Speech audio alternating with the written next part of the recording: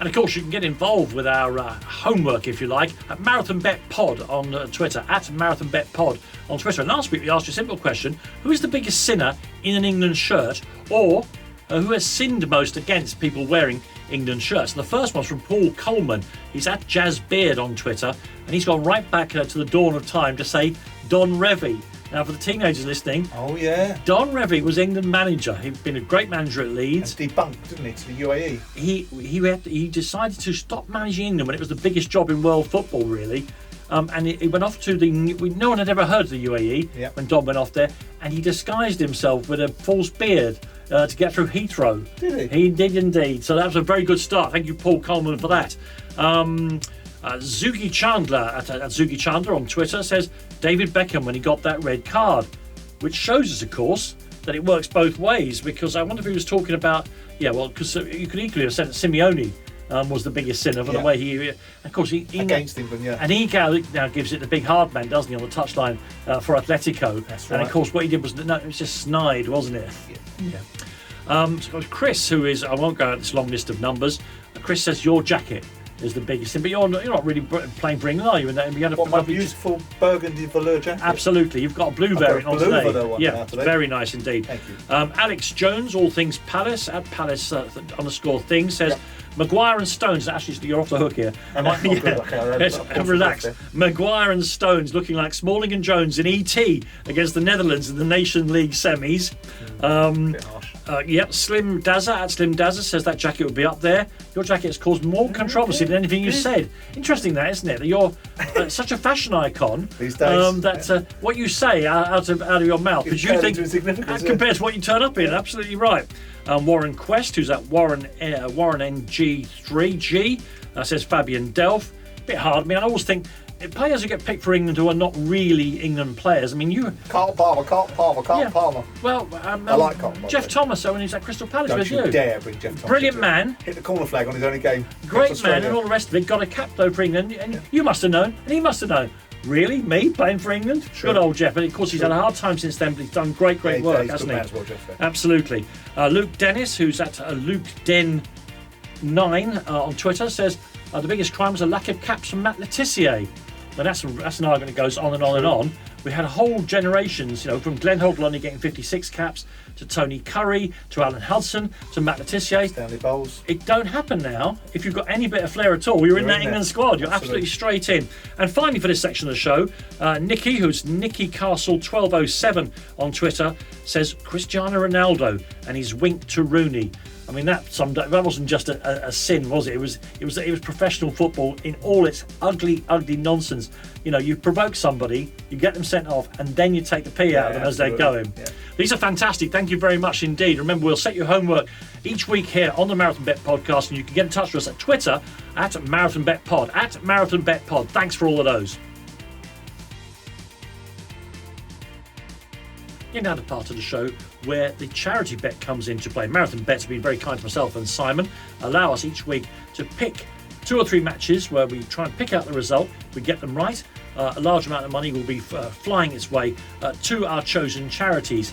Last season we didn't do very well at this, and this season we're doing much better, and I'm sure a great deal of money is leaking away from Marathon Bet and into, as I say, the charities. 3 games were decided. We've got more chance. We only have to pick 3. And so, Simon, where are you going to start? Win, lose or draw? Pick a game that you want to put the money on. I think that, given that I'm an admirer of Chris Wilder, and given the nature of this particular fixture, Sheffield United-Southampton is a very, very important game for the Sheffield United of the world, because Southampton, to my mind, are a side that Sheffield United would be looking to get a result against.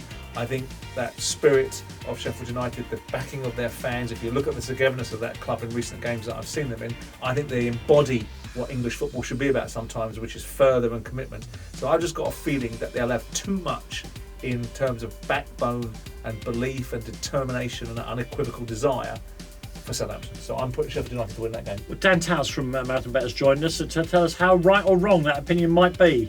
Sheffield United currently 10th in the table. I think they'll take that at the end of the season. Still favourites to go down, obviously, 11 to 10.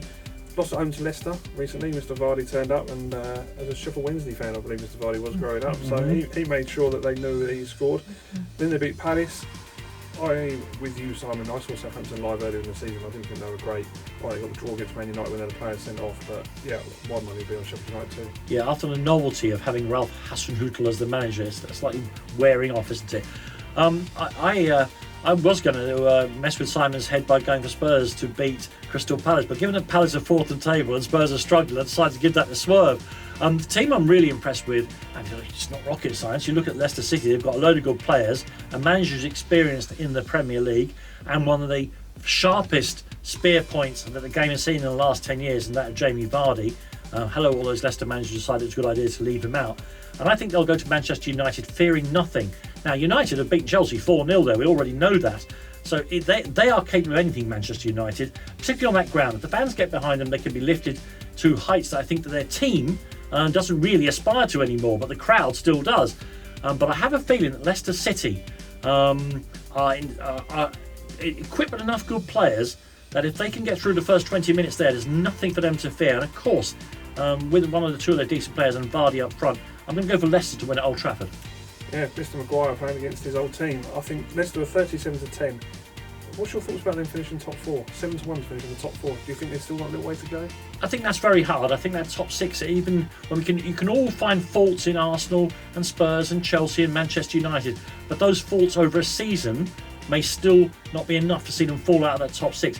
Leicester will have to play extraordinarily well to get in the top six, and it would be a sign that three teams have done badly if they finish in the top four. But they are a really good team, and nothing would surprise me. Yeah, no, I think they've won the last two. But nearly 4-1 against to win at Old Trafford. 37-10, yeah. So they've got a decent chance. I like Leicester a lot. I like Brendan Rodgers a lot. I know it didn't go down too well when he left Celtic, but I think they will be challenging. What more did he owe Celtic Football Club? Really? I think just talking about pride. Halfway through a season. Mid-season gig, wasn't it? Yeah, it was. Yeah. Why don't you pick one more then, Simon, so we make sure we absolutely trounce this week?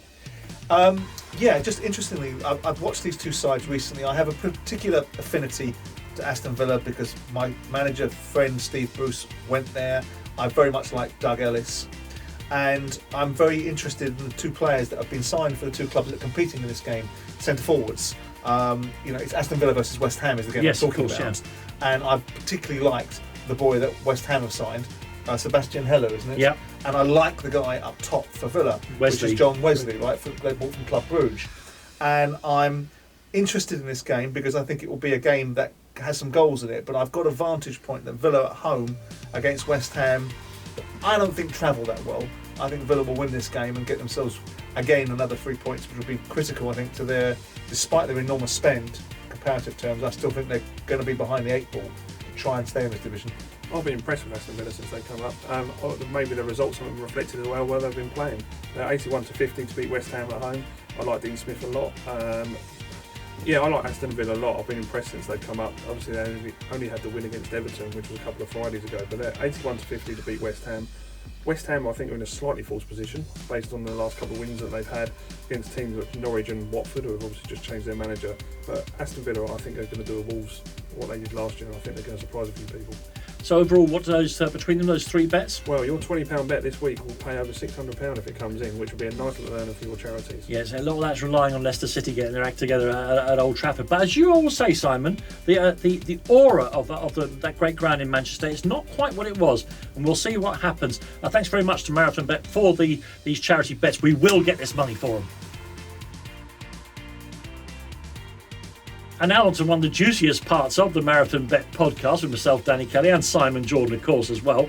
It's a bit where we actually pick our sinners of the week. Gradually, we will populate a whole bench full of sinners from which to pick our team at the end of the series of the ultimate sinners. This week it's been the sin of pride. I think we've already kind of hinted who's going to go in, but they're going to add to the quality of our squad, at least one of them, if they're fit to play. Who have you chosen, Simon? Well, to take the absolute definitive meaning in the context of 7 deadly sins for pride, I'm going to have to go with recent activities of Roy Keane's. Despite the fact I loved him as a captain, leader, you'd want him in the trenches with you in whichever walk of life you're in. Yeah. The manner in which he talks about certain aspects of his life, his experiences, whether it's the Irish experience or whether it's Man United and his departure from Alex Ferguson, shows me a lack of awareness and defines pride in football terms in its finest form. So Roy Keane for me. Okay, and well, another one who you could argue was a great player, Certainly scored some great and unbelievably memorable goals for Liverpool in particular when he was a kid, and for England many, many times. That's Michael Owen. Michael, I've worked with him, I know him, so I've got to be very careful here insofar as what possesses a person who normally in life, you meet him, you talk to him, you try and work with him, and he's not one of those for zingers. He's certainly not a thigh-slappingly funny bloke. He's just a very quiet, rather flat personality. Suddenly, this book comes out. All right, I guess I knew that the tangle with Alan Shearer was going to come up, but for him to take on the whole of Newcastle United Football Club, as I said in the podcast, had taken the sort of broken version of him and said, tell you what, we'll pay a record fee for you, we'll give you a ton of money, and you can play virtually when you like. For him to turn round and bite that particular hand after it fed him so voluminously.